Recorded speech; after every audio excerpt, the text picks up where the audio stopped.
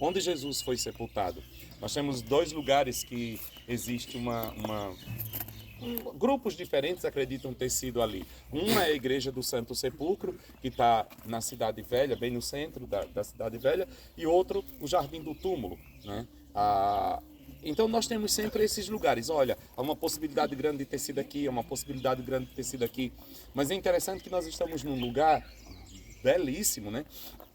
E qual é a possibilidade de ter sido aqui, dessa ser a fonte de Gideão? 100%. Não existe outro lugar que pode ter sido. Este é o lugar da fonte de Gideão. Então, isso é uma coisa bastante interessante, né? E como o Joel já estava ministrando no ônibus, a primeira coisa que este lugar nos chama é para vencer os nossos medos. Quando nós chegamos para Cristo, quando nós viemos para o Senhor, nós viemos trazendo tantas marcas do velho homem e o inimigo, né? O mundo, o diabo, fez tudo e mais alguma coisa para nos marcar de uma maneira tão grande que nós não conseguimos absorver aquilo que Deus idealizou para a nossa vida. Eu costumo dizer que o dar é de Deus, mas o possuir é do homem.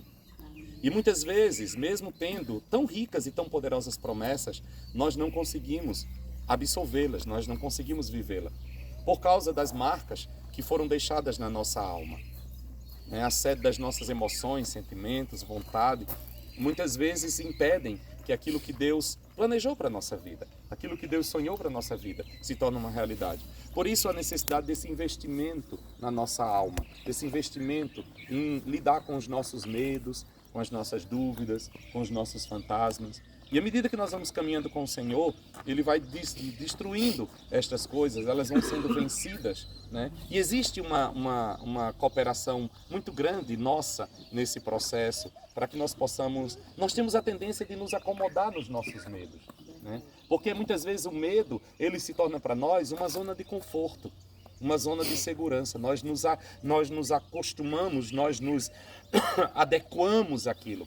A palavra do Senhor diz que nós não devemos nos conformar com este mundo, né? E muitas vezes as pessoas traduzem isso como se fosse conformar no sentido de eu não vou me conformar, vou me revoltar contra o mundo. Não, é no sentido de tomar forma.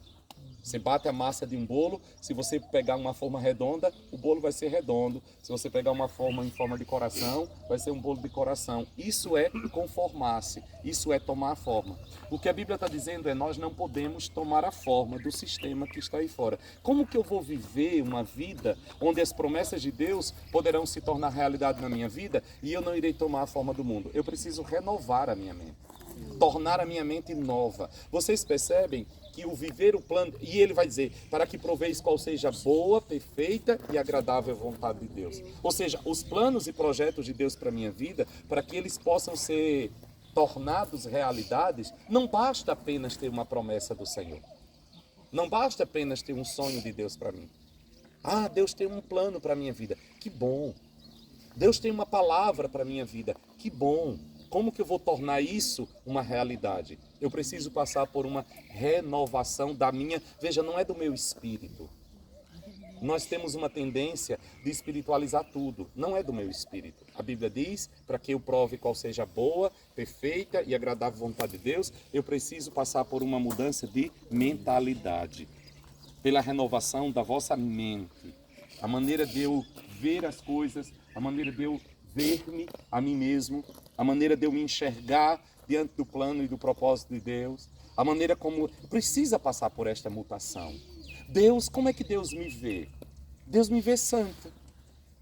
Eu gosto muito de Paulo quando ele escreve em Romanos e ele vai declarar que nós já morremos para o pecado, nós somos uma nova criação, nós nascemos outra vez, nenhuma condenação há para aqueles que estão em Cristo. E vai, né? Romanos capítulo 5 vai trazendo. Aí quando chega no capítulo seguinte, aí parece que Paulo dá um passo atrás, ele diz assim, agora considerai-vos mortos para o pecado e vivos para Deus.